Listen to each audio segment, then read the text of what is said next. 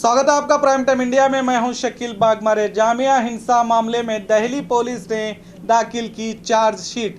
शरजील इमाम पर गंभीर आरोप। पुलिस ने पीएफआई की भूमिका को भी जिक्र किया है।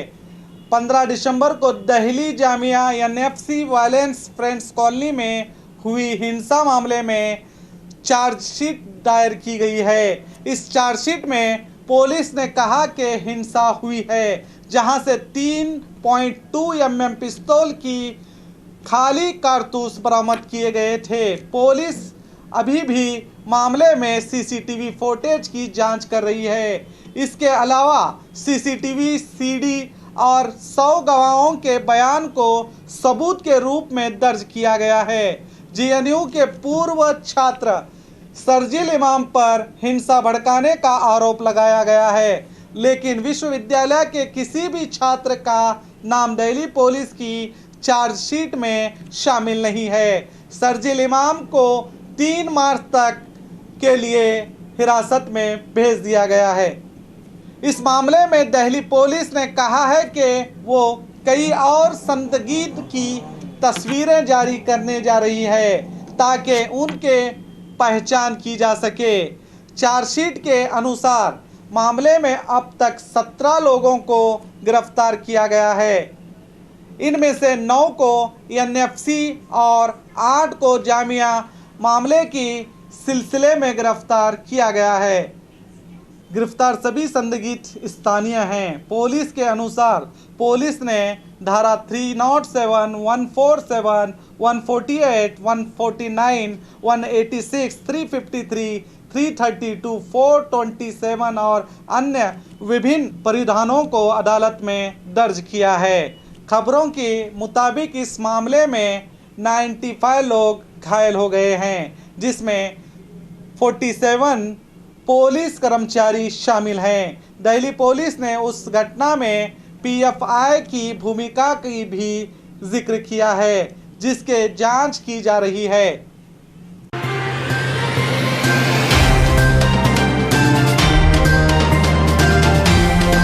महाराष्ट्र के मुख्यमंत्री उद्धव ठाकरे ने ऐलान किया कि एनपीआर नहीं रुकेगा और एनआरसी नहीं लागू किया जाएगा।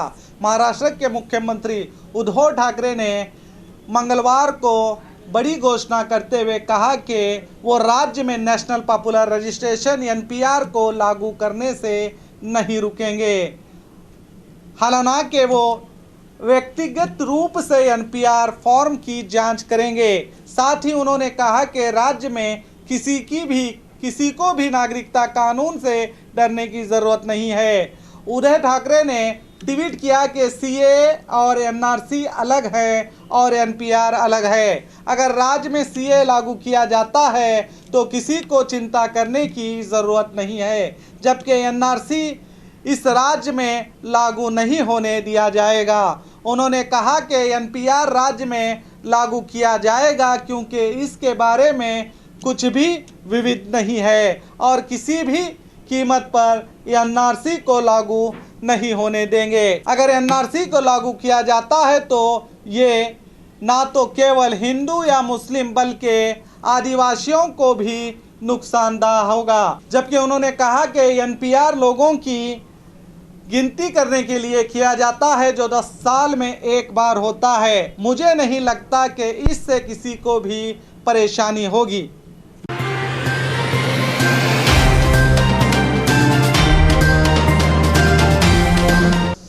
मोदी सरकार हमेशा सच्चाई को छुपाने की कोशिश करती है। गौरव।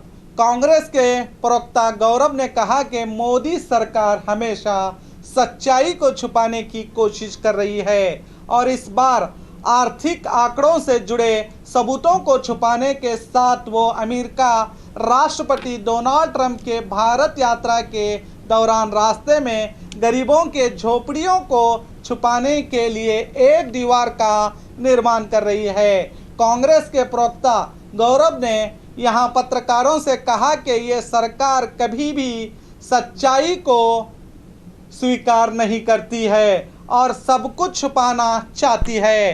सरकार सामान्य रूप से गलत डाटा प्रदान करके सच्चाई को कवर करने की कोशिश करती है, लेकिन सच्चाई उस जमीन पर होती है जिसे छुपाया नहीं जा सकता। ऐसा लगता है कि सरकार में बैठे उन लोगों के लिए आंख मचोली का खेल बन गया है।